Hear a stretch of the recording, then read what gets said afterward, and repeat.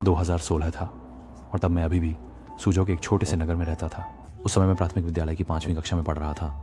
पता नहीं स्कूल की शैक्षणिक स्थिति सीमित थी या मैं पर्याप्त प्रयास नहीं कर रहा था। वैसे भी मेरे अंक हमेशा इतने अच्छे नहीं थे। प्राथमिक स्कूल के लगभग खत्म होते ही मेरी माँ इसको लेकर बहुत चिंतित थी। लंबी सोच विचार के बाद उन्होंने तय किया कि मुझे खाली समय में कोई विशेष कौशल सीखना चाहिए। उम्मीद है कि यह विशेष कौशल भविष्य में विशेष छात्र के लिए अतिरिक्त अंकों की नीति में मुझे कुछ लाभ देगा। कि उस समय बहुत सारी मार्शल आर्ट फिल्में देखी हूँ।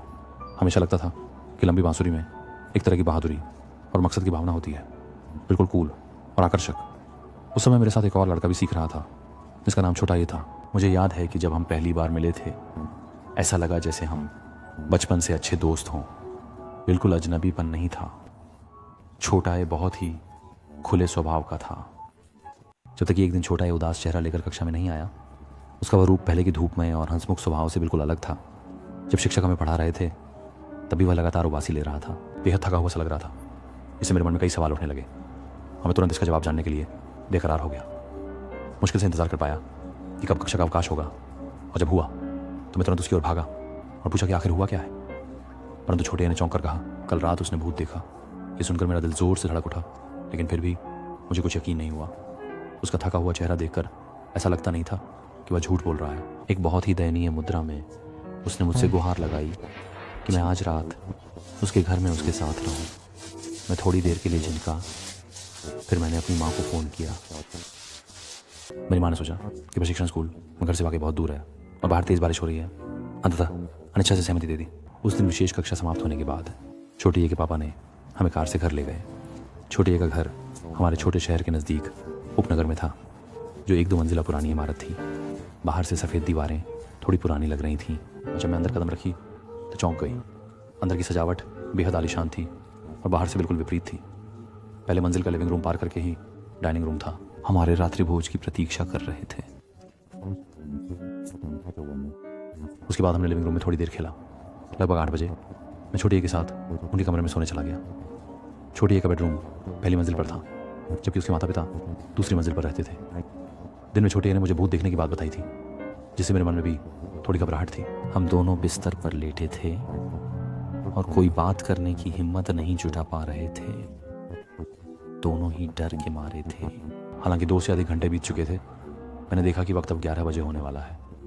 आमतौर पर घर पर इतना देर तक नहीं सोता हूँ। सर चकराने लगा था। तभी दरवाजे के बाहर गलियारे में अचानक तेज कदमों की आवाज़ सुनाई दी। हर कदम उतना ही स्पष्ट था कि वह बदल सकता था। वह धीरजमय और तेजी से धड़कता हुआ ताल ऐसा था जैसे हमारे नाजुक दिलों पर जोर से मार रहा हो, और साथ में बाहर की बूंदाबांदी की सरगम। और यह आवाज़ बिल्कुल भी गिरने की आवाज़ नहीं थी। मैं और छोटा इस समय अत्यधिक भयभीत थे और शरीर अनायास ही कांप रहा था। कंबल को कसकर पकड़कर बिस्तर के कोने में सिमटकर छोटे ने धीरे से मुझे बताया कि वह कल रात इसी स्थिति का सामना कर चुका है, लेकिन अब डरावनी पदचाप की आवाज़ 10 मिनट से अधिक समय तक चल रही है। बाहर की बिजली की गड़गड़ाहट के साथ यह अब हमारे कमरे के दरवाजे तक पहुंच चुकी थी। उस समय मुझे भी पता नहीं था कि कहां से हिम्मत आई और मैं उठकर बिस्तर से कूद पड़ा और जल्दी से दरवाजा हटा दिया। फिर दरवाजे के बाहर जोर से चिल्लाया, तुम कौन हो? मेरी आवाज़ अभी गिरी ही थी कि वह कदमों की आहट भी तुरंत रुक गई, लेकिन कुछ ही देर बाद फिर से सुनाई देने लगी, इस बार और भी स्पष्ट। हम अत्यधिक दहशत में पड़ चुके थे। मैंने जल्दी से छोटा का फ़ोन निकालकर चाचा को कॉल किया। कुछ ही देर में चाचा ने हमारे कमरे का दरवाज़ा खटखटाना शुरू कर दिया। मैंने आवाज़ के साथ दरवाज़ा खोला और अनायास ही नजरें बाहर के गलियारे पर दौड़ाईं। वहाँ केवल चाचा थे, बाकी गलियारा खाली था। चाचा ने हमारी हालत देखकर पूछा कि हमें क्या हुआ। मैंने चेहरे पर डर के भाव के साथ चाचा को अभी की घटना के बारे में बताया। दूसरे दिन जब मेरी माँ मुझे घर लेकर गई, तब भी मेरा दिमाग कल रात की अजीबोगरीब घटना से भरा हुआ था, जिसे मैं समझ नहीं पा रहा था।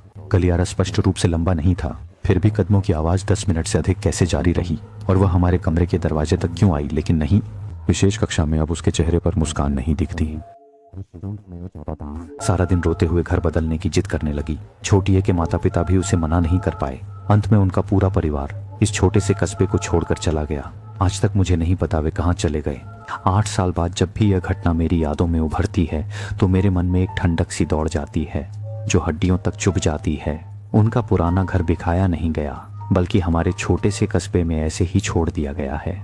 जब मैं हाई स्कूल में था और स्कूल जाने के रास्ते में उस मकान के पास से गुजरता था तो हर बार ऐसा लगता था कि जैसे कोई आंखें मुझे अंधेरे से घूर रही हैं। उस समय के अत्यधिक दबाव के कारण उत्पन्न हुई मृग मरीचिका, लेकिन वह आवाज मैंने अकेले नहीं सुनी थी। इसे कैसे समझाऊं? कभी कभी जब रात काफी शांत होती है, वह डरावनी आवाज मेरे दिमाग में गूंज जाती है। चाहकर भी उससे भाग नहीं सकती। शायद कुछ रहस्य कभी हल नहीं हो पाते और कुछ डर हमेशा दिल में गहराई से दबे रह जाते हैं। मेरे माता पिता ने मुझे 18 साल की उम्र में घर से निकाल दिया और मेरे लिए एक बड़ा कमरा किराए पर लिया। उन्होंने मुझे कुछ बुनियादी जीवन यापन का खर्चा दिया, लेकिन वह मेरी जरूरतों के लिए बिल्कुल भी पर्याप्त नहीं था। मैंने पहले एक ऑनलाइन दुकान खोली और उस पर अपने पुराने कपड़े बेचे। जल्दी ही एक खरीदार ने मुझसे संपर्क किया। हमने तय किया कि वह रविवार की सुबह आएगा और सामान ले जाएगा। समझ पाता कि एक बड़ा आदमी क्यों महिलाओं के कपड़े खरीदना चाहता है। उसने कहा कि वह अपनी बहन के लिए खरीद रहा है। मैंने उसे अंदर आने दिया और तुरंत कपड़े उसे दे दिए। मैं इस लेन देन को जल्दी खत्म करना चाहता था। मैं मजबूरी में उसे ऊपर जाने दिया, लेकिन वह काफी देर तक वहीं रहा और कुछ आहट नहीं हुई। मैं उसे खोजने ऊपर गई और फिर बेहोश हो गई। उसने देखा कि मुझे किसी ने कार में उठा लिया है। उसे कुछ गड़बड़ लगा, इसलिए उसने कार की फोटो खींची और पुलिस को सूचना दी। पुलिस ने जल्दी से मुझे ढूंढ लिया, तभी मेरी जान बची। भले लोगों को कानून के हवाले कर दिया गया।